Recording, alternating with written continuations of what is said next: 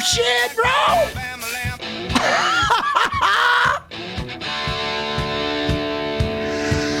Dude, look at homie. Dude, look at this woman, bro.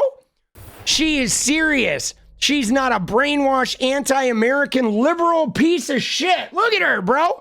To her, like, she's wearing a flag on her, man. She's not anti-American. She's got a flag on her, bro. Dude, she's a Karen. 1,000%, bro. She's got, can I speak to the manager? Can I have the manager come and watch me do my dumbbells? She's like, I want the manager to touch my bicep. Oh, shit, bro. Let's go. Proud, patriotic, and free. Oh, shit. That's funny, dude. You know what I love? I just love how they think like, you know, standing up at the national anthem or having a flag on them. They think that's patriotic. But this really goes back to that shit we talked about the other day, where I think your love of country, if you really want to gauge love of country, it's about the people. It's about the people, guys. Do you love all the different kinds of people? Do you appreciate all the different types of people? That's what determines your love of country. If you can look at the vast swath of diversity in America and say, I love and accept all you guys, and I'm fighting for all you guys' rights. Like, we all are going to have equal rights under employment and healthcare and education, and we are all free to live a variety of different lifestyles with a variety of different belief systems.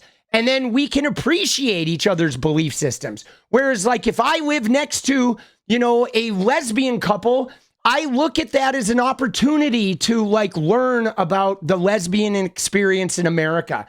If I live next to a Spanish family, I look at that as an opportunity to learn Spanish so I can make them feel more welcome and speak to them in their native tongue and learn about their culture and maybe share some of my culture and maybe like get exposed to their food and the way they run their family. Or the same if some Muslims move in across the street. It's this idea of like living in areas where there's a wide cross section of different kinds of people so we can all inform each other's experience with our own cultures and you know, the places we came from. And that's the real gauge of patriotism. Like learning Spanish, if you live in a border state, is patriotism. It is. Patriotism is not expecting them to conform to the language. Patriotism is like, I love my country and I respect it. So that means I respect your country too. If I respect America, the foundation for my respect of America is to respect my neighbors and the other countries as well.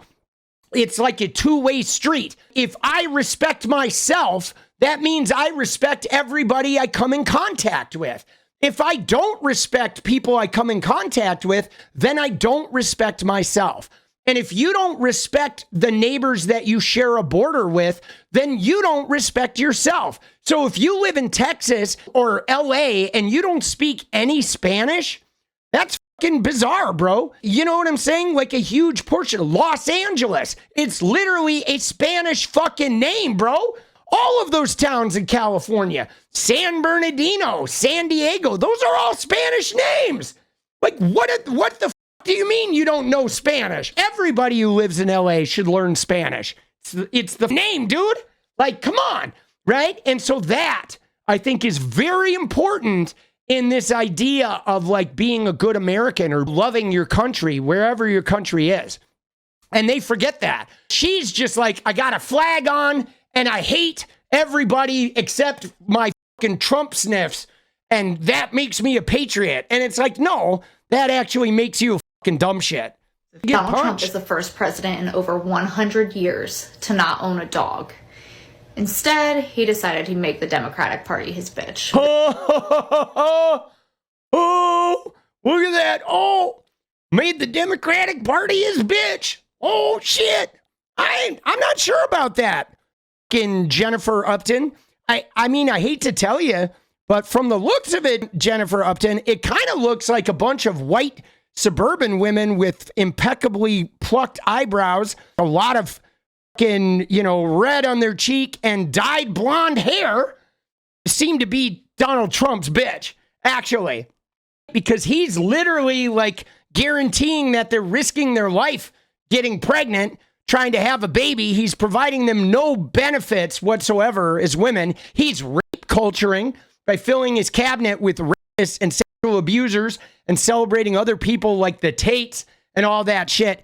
And those women are still covering for him like spousal abuse victims. So if anything, the fact that y'all are getting hamstrung, you are getting worked over by Trumpy. He's like shitting all over you and openly abusing and devaluing you. And you're still like trumpeting him and tooting the horn for him. It kind of looks like you're his bitch. But I mean, from my vantage point, you know what I'm saying? Like, I don't know what to tell you. At the end of the day, when you're on your deathbed trying to have a baby with sepsis, like literally oozing through your veins, the only motherfucking people that are going to try to save your life are the Democrats. So, and that's the truth. Dude, that's the fucking God's honest truth. And so I feel a little bad that you have Stockholm syndrome like that, but, it's a free country. You're allowed to. Good luck with that. For years I've roamed these empty halls. Why have a ballroom with no balls? Dude, this is so funny. I always laugh at this. Dude, the women who like try to imply that liberal men don't have any balls or whatever. But like what's funny about it is there's no lack of masculinity in liberal men. But I do understand why some women don't like liberal men. You know why? What it comes down to is I think for women like this, the ones that like those conservative men, I think conservative men are easy to manipulate. They are. They are easy to manipulate because they usually have less requirements. If the woman is pretty and she does her makeup and her hair and her eyebrows all the time and whatever and dresses nice, then the guy doesn't ask anything more of her. And the guy probably is just real simple. He sits in front of a TV, hangs out with his bros, and the woman just knows how to exactly put a leash around that guy. And that guy is her little bulldog that she gets to like train and carry around on events that will protect her. Or if she wants to cause some destruction, he'll go out there and do it for her. Whereas a liberal man is going to be manly, but he's going to expect a lot more from her. He's not going to be bought off by some eyelashes and some fancy hair and a nail job. He's going to want to know more about like what's going on with her and her own personal healing. And like, if there's any of those mind games and little sort of jealousy, emotional fucking games, manipulation shit, we're going to call her out. And we're going to be like, nah, man, I don't play the little, like, you get me jealous and then I come running after you. I don't play that kind of game. Like, what are you actually working out with this attempt to like make me jealous? You know what I'm saying? It's a way different world. And I think some of these women, they're safer. They feel more powerful dating those brain dead sort of simpleton kind of guys. Because one thing I do know, you look at a lot of these guys, you see it in the manosphere, and a lot of times they're like, women are so manipulative. Women are so out to get you. And they're all like, oh, women are so dishonest. But it's not even that way. It's that those guys are so easy to manipulate and they're so ego driven and so easy to like get riled up that they don't even realize how they're easy victims. Like they meet girls who engage in that kind of manipulation because they're so easy to manipulate. So they're like a self-fulfilling prophecy. All the liberals are like, oh, when Donald Trump gets into power, he's going to cause World War III. And in the same breath, they're all mad that he's not funding a war anymore and refuses to do so. Make it make sense. Okay, bye. Dude, actually, he is funding a war. He's just funding Israel. So he is absolutely funding a war. And, you know, what the fuck are you talking about? You're saying, oh, he's not funding the Ukraine, but that's not like, oh, he's trying to stop World War III, you fucking ignorant twat. Okay, what the fuck are you on? The only reason he's shorting Ukraine is because he's mad. because several years ago, he tried to eke his way into office and he tried to blackmail Zelensky to give him some dirt on Joe Biden because he wanted to bury Joe Biden and win in 2020. And he didn't do it. Zelensky refused. So now it's payback time.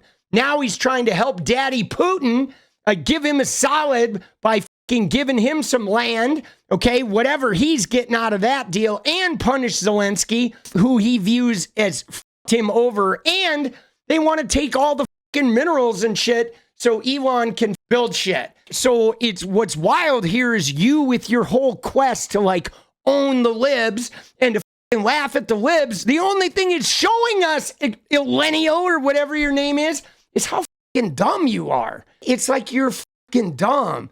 You're an embarrassment to people with glasses. What is up, guys? Thank you so much for watching. You like the video, you want to support independent resistance media, you know what to do. Drop that sub, hit the like button, and please share it. And we do love our members, so if you want to become a member, it's another really great way to support. Thanks again for everything, guys. I'll see you next time. Let's go.